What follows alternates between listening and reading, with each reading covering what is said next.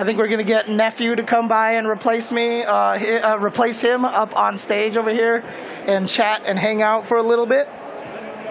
But hope you guys at home are enjoying this right now. I hope you guys are having a good time watching some Street Fighter 6 action, and also here at PAX East 2023. Hope everybody here is having a great time watching the Street Fighter 6 exhibition. Shoutouts to Intel. Follow them at Intel Gaming on Twitter to keep track of all of their gaming related events. And now I am joined by Nephew. How are you doing, sir? Offline tournament win of Street Fighter 6. So nice. So you notched that into your belt over here. So how are you enjoying Street Fighter 6? I don't know if you know, but we played in the beta a bunch of times. So. I could tell. You have your gamer tag as James Chen, so it's oh, was it? I thought I had a Smurf name in there, but anyways. But yeah, you beat me up really badly during the beta. But how does the game feel to you so far? It's definitely a lot of fun. It's very different from Street Fighter 5, especially like how Street Fighter 5 has a bunch of plus buttons and Street Fighter 6 doesn't. That along with like the drive system in general, I think the drive system is just really deep, and you have to really manage both your drive gauge and the opponent's drive gauge at all times. Because even like you doing a normal attack is going to cause them to lose drive gauge, so you have to incorporate that into your strategy. Yeah. I forget your history. Did you play a lot of Street Fighter 4, or was 5 really kind of where you came in? I played a decent amount of Street Fighter 4 casually, but like I would go like 0-2 or 1-2 at locals, so I was definitely not very good at it. But then Street Fighter 5 came out, and I decided to take it more seriously. Nice. Okay, so you're kind of used to already having this transition from one game to another be very different, right? So yeah, kind of, but that was also like 7 years ago. So. Don't make that sound so long ago, okay? But let's take a, speaking of not that long ago, let's take a look at this bracket over here right now.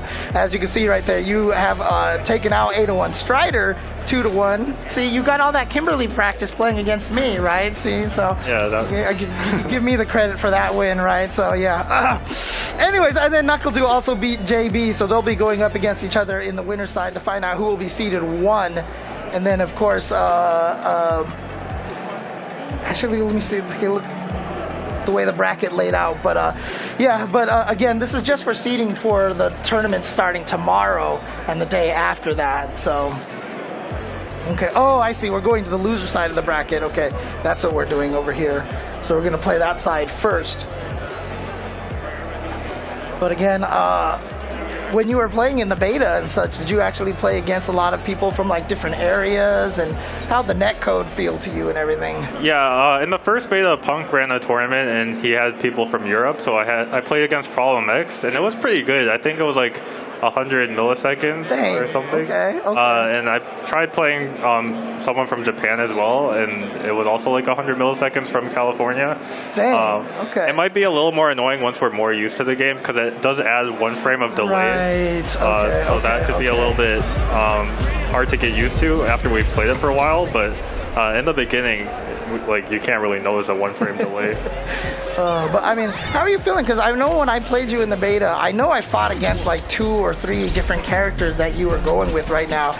You're playing mostly Jury right now. Is that who you seem to be sticking with for now? Yeah, I had the most experience with Jury in the beta. I picked her first, and then towards the end of the first beta, I started trying to like learn all the characters. And then the second beta, I wanted to try and learn someone new, so I was playing Chun-Li a lot.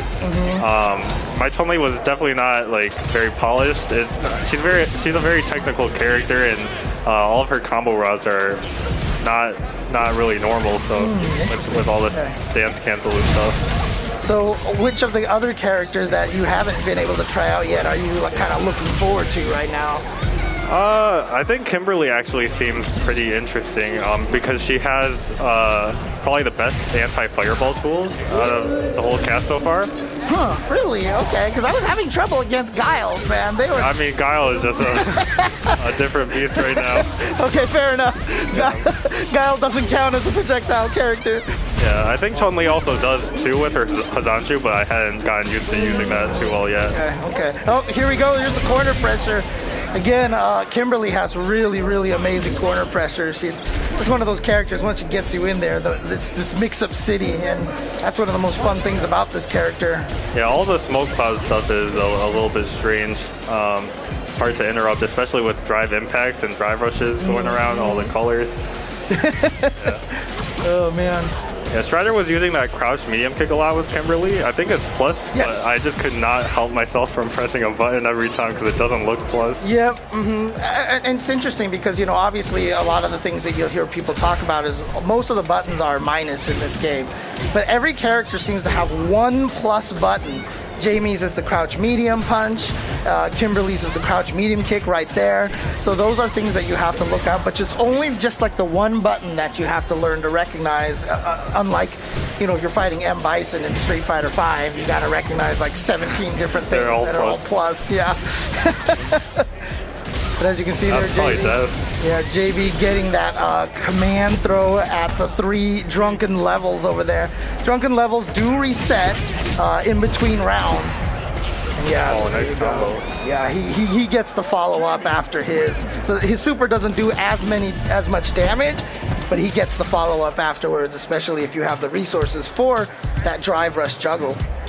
I can see people being pretty annoyed at Jamie once the game comes out and people get their levels a lot easier because you're going to just take that command grab into CA and it's basically like G's command grab if you think about it. Oh, no. People did not like G. Oh, man. You just gave me flashbacks here. Yeah, getting command thrown and dying, so. Oh, man. Yeah, but of course, again, having a lot of these players like, so for someone like 801 Strider, you haven't actually played him a lot in Street Fighter games, huh? I played him a couple times at Street Fighter League the one season. Oh, right. We were both there. But I think after that year, he basically quit Street Fighter 5 because like all the tournaments were online and stuff. And, right, yeah. You know, online tournaments are not really for everyone. Yeah, it's going to be so exciting to get back into the offline tournaments again. Right? Yeah, it'll be a lot more hype, a lot more competition. Do you miss offline tournaments a lot? I do somewhat. I actually do like online tournaments as well, so I'm glad there's a mix still of the CPT because you know, traveling is pretty expensive and it kind of takes a lot out of you.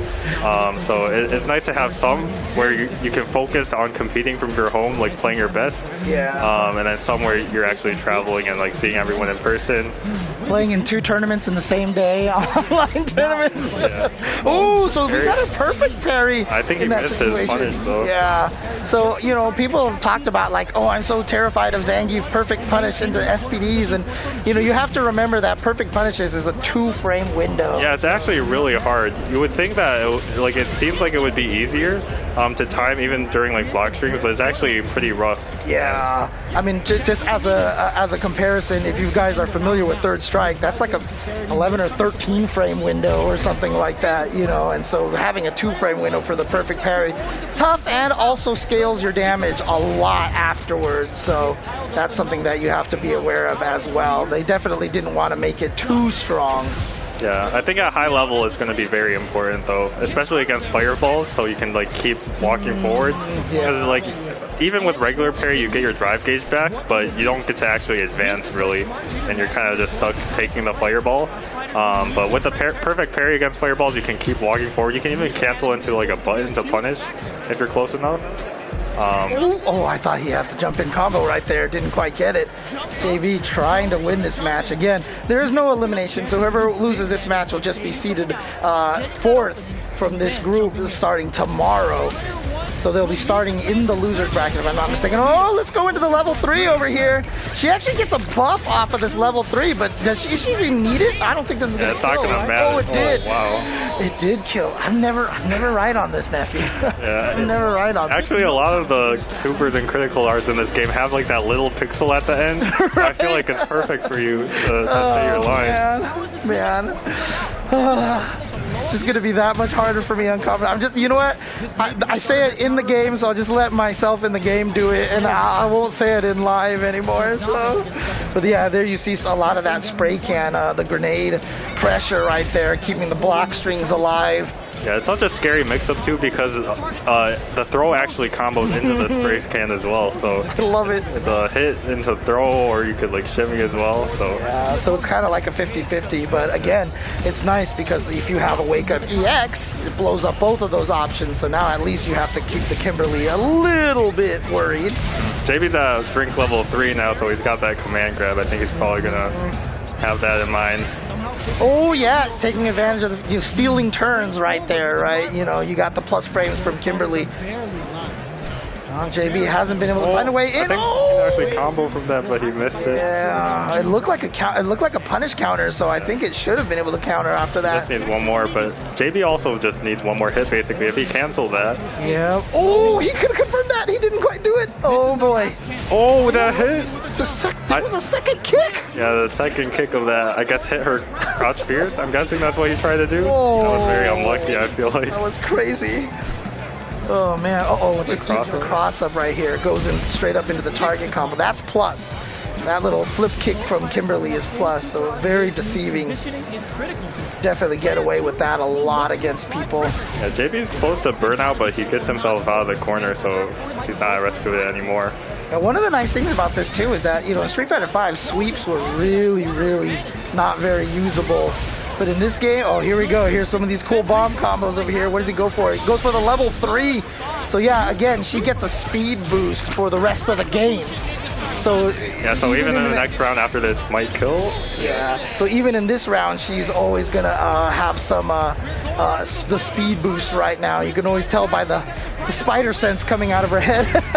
But see, like the sweeps, you can actually use sweeps a lot more in this game. You see Jamie and Kimberly both just kind of throwing out the sweeps at max range. Yeah, it seems like it's a lot easier to whiff punish things in general, and the whiff punishes lead to like way more reward than in Street Fighter 5, for instance, because everything is a punish counter.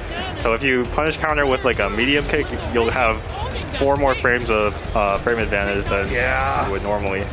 And the nice thing about it is the game in the training mode, they're going to have all that information with the nice little graphic for you guys, help you understand frame data a little bit more. It's a very complex, concept to understand. Oh, I think that. Oh, he dropped the combo, but then he finished it off over there.